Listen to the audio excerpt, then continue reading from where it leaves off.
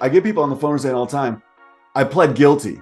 I say, well, I get that you pled guilty, but that doesn't mean that you're necessarily guilty from the eyes of the law. What do you tell your clients with regards to the difference between the plea of a guilty and the adjudication versus the withhold? How do you explain that? When you're entering a plea in a criminal case, there are two possible pleas that you can enter as a criminal defendant. One is the plea of guilty. The other is the plea of nolo contendere, or no contest, as we call it, which basically you're saying you're not admitting guilt.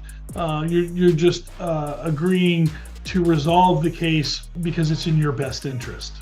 Now, some judges, for whatever reason, and it always bugs me, they won't accept a no contest plea to certain crimes unless they feel that there's a good reason. Oftentimes you can give them as a good reason that the person is going to get a withhold of adjudication anyway, and they don't want to have this admission of guilt coming back because of a civil case or because of reputation or what have you. Regardless of what the plea is, the judge then makes a determination about whether or not you were guilty of the crime or you received a withhold of that adjudication.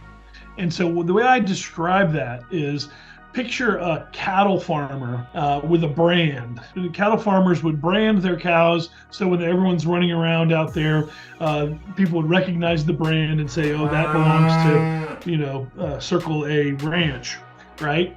Well, the branding of someone, making them a convicted felon or convicted of a misdemeanor, that's when the judge actually applies the brand onto the cow. And so once you've been branded, you've become convicted of that crime. Otherwise, the judge is withholding of the branding of you as having been convicted, oftentimes contingent upon some completion of a period of probation, and you have to complete those conditions so that you don't get that branding. But that just allows people then to answer the question on job applications: have you been convicted of a crime of such and such? And you can say no if you got a withhold of adjudication. The plea is different than the branding. So you could plea guilty and the judge not brand you still. And so it's the final disposition paperwork we have to look to find out whether it's usually adjudicated guilty or adjudication withheld. Or you might see WH or AG. Yeah. Depending on when it is and how long ago it was, and the kind of notes they were taking are acceptable at the courthouse at the time. Yep, so, exactly. Yeah, I've never heard it done like that, and I think I'm going to steal that because that's a really good way to explain it.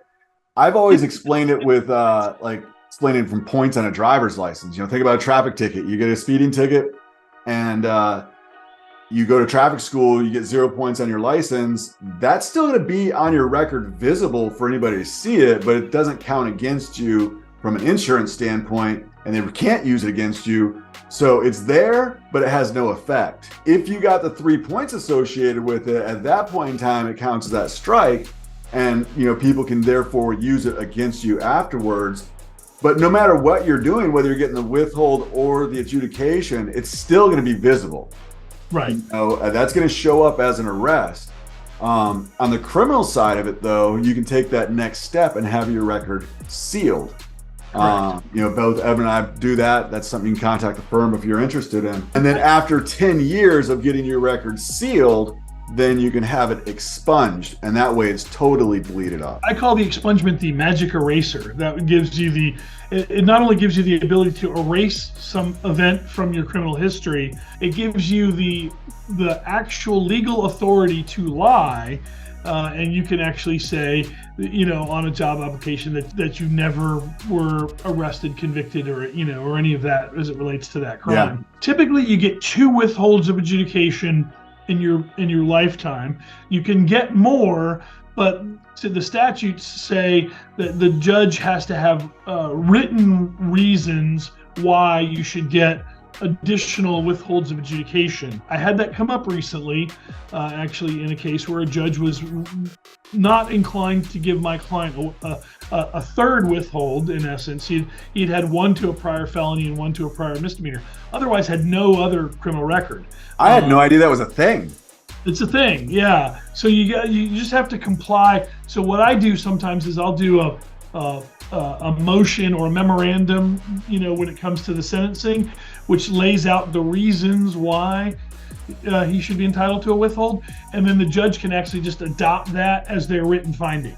So I don't know if you've read this new law, but it creates a new statute, 790.013, which formalizes the requirement. If you don't have a concealed carry license, then you're required to carry identification at all times.